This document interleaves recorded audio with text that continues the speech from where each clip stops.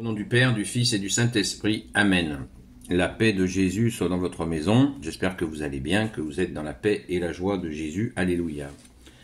Donc nous sommes toujours dans la lecture du jour, sauf que là je vais lire le paragraphe entier. C'est la Sainte Écriture qui nous est proposée aujourd'hui. Saint Luc, Évangile selon Saint Luc, chapitre 7, versets 18 à 35. Les disciples de Jean-Baptiste le tenaient au courant de tous ces événements.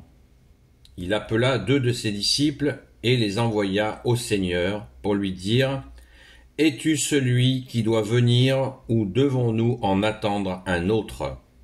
Lorsque ces hommes arrivèrent près de Jésus, ils lui dirent : « Jean-Baptiste nous envoie vers toi pour te demander : es-tu celui qui doit venir ou devrons-nous en attendre un autre ? À ce moment même, Jésus rendit la santé à bien des gens affligés de maladies, d'infirmités et d'esprits mauvais, et il redonna la vue à plusieurs aveugles.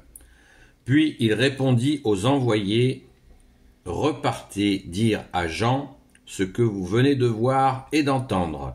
Les aveugles retrouvent la vue, les éclopés marchent, les lépreux sont purifiés, les sourds entendent, les morts se réveillent et les pauvres entendent. Une bonne nouvelle. Mais heureux particulièrement celui qui me voit, si ce n'est pas pour sa chute. » Lorsque les envoyés de Jean furent partis, Jésus commença à parler de Jean à la foule. « Que cherchiez-vous à voir quand vous alliez au désert ?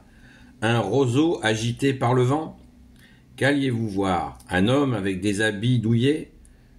Mais ceux qui portent des habits douillets et font les bons repas se trouvent dans les palais des rois. Alors qu'alliez-vous voir ? Un prophète ?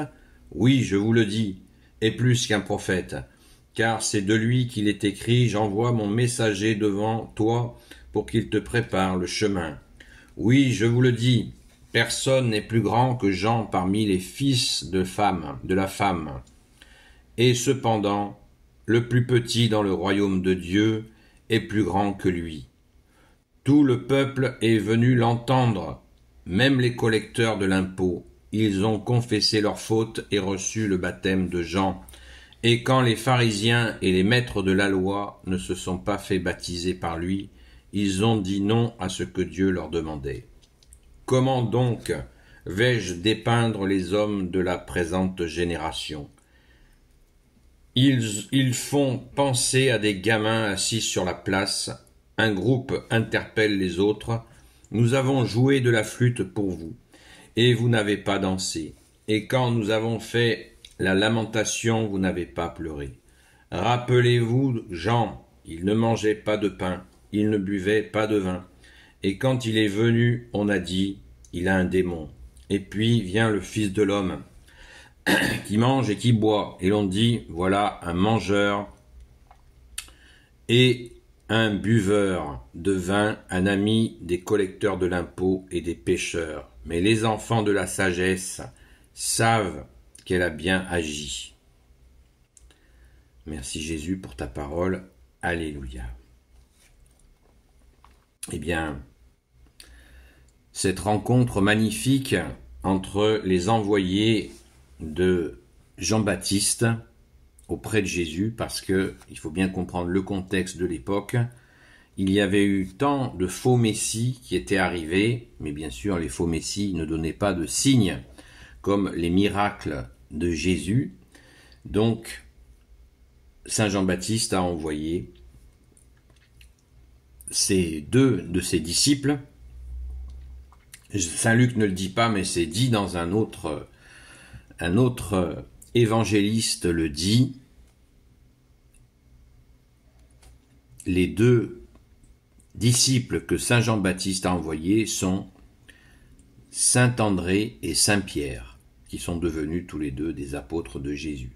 Voilà. Pour dire, c'est très important à réfléchir parce que ça nous dit que dans les apôtres de Jésus, il y avait des personnes qui étaient disciples de Saint Jean-Baptiste, donc qui se questionnaient sur la venue du Sauveur, l'unique Messie pour l'éternité, et ils l'ont trouvé en la personne de Jésus, car Jésus nous dit, tu nous dis que tu es doux et humble de cœur, et bien la preuve, puisque tu pourrais leur dire, oui, oui, c'est moi le Fils de Dieu, c'est moi le Messie, le seul Messie pour l'éternité, et dans ton humilité, bien-aimé Jésus, tu leur dis quoi?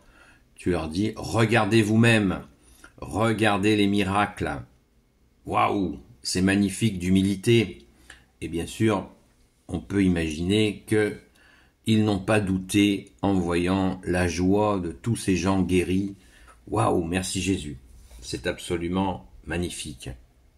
Tout le texte qui vient après, on peut en parler pendant des heures, hein, là en 8-10 minutes c'est pas facile, mais Jésus prononce toujours, hélas, il est bien obligé de le faire, les pharisiens, les maîtres de la loi, qui ont refusé, et là il nomme des pharisiens et des maîtres de la loi qui ont refusé Saint Jean-Baptiste, comme il le refuse lui.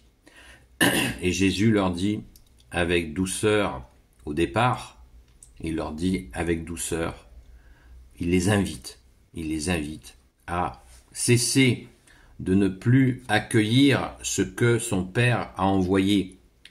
Son Père a envoyé des prophètes, notamment Saint Jean-Baptiste, et Jésus reconnaît Saint Jean-Baptiste comme un grand prophète, et plus encore.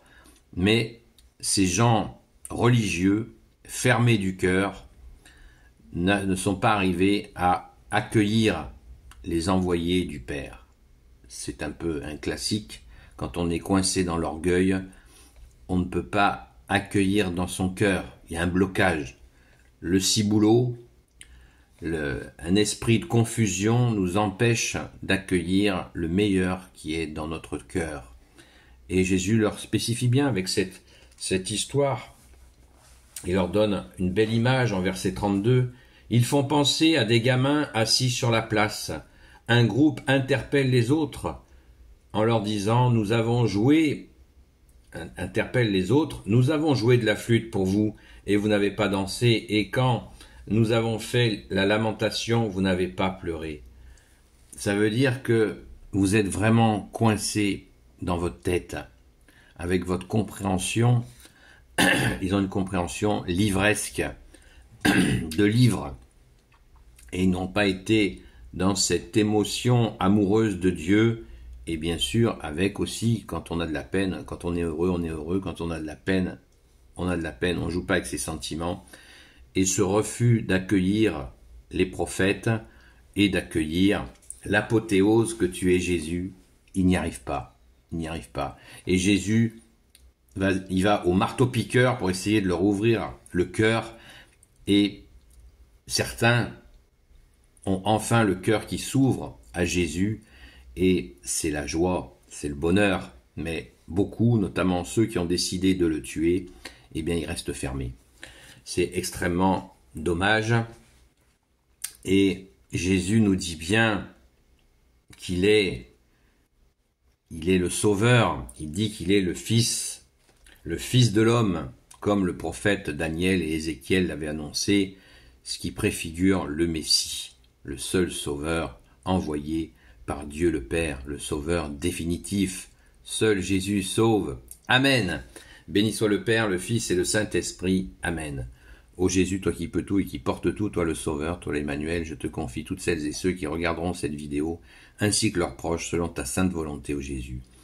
Sainte Marie, Reine des cieux, Saint Joseph, toi le saint gardien de la Sainte Église catholique apostolique, la terreur des démons, Sainte Marie-Madeleine, notre chère sainte patronne, et vous tous les saints et saintes, amis de toi Jésus, Saint Michel Archange qui est comme Dieu, Saint Gabriel Archange, Saint Raphaël Archange et tes anges guérisseurs, et vous tous les anges qui servez Jésus, je vous confie toutes celles et ceux qui regarderont cette vidéo ainsi que leurs proches, selon ta sainte volonté, ô Jésus. La paix de Jésus soit dans votre maison, et je vous dis à très vite. Gloire à toi, ô Jésus.